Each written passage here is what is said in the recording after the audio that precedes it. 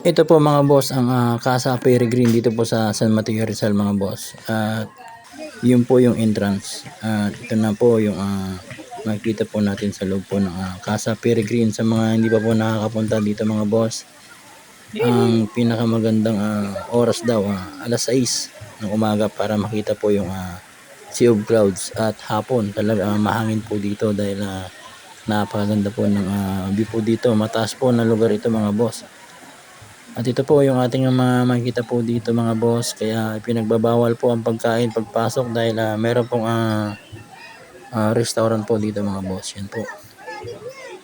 Ayan, kaya maigpit po sila sa entrance pa lang, talagang titignan nila yung bag mo at yung mga gamit mo kung may dala kang pagkain. Yan po. Ganun po sila kaigpit dito mga boss sa Casa Peregrine. Pero sulit naman po yung mga tanawin po dito at yung entrance po dito 50 pesos lang po. Napakarami pong mga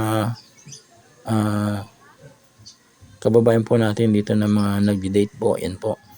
Sa mga magagandang lugar po dito. Yan po. Meron din silang cottage po yan mga boss. Yan po. Mga rooms. Yan po. Dito na nga po ang napakagandang makikita po natin dito. Yan po, may mga nagpapa-video po dito na mag-love one. Yan po. Ayan, ito po ang mga tanahin po dito mga boss sa Casa Peregrine. Ganda.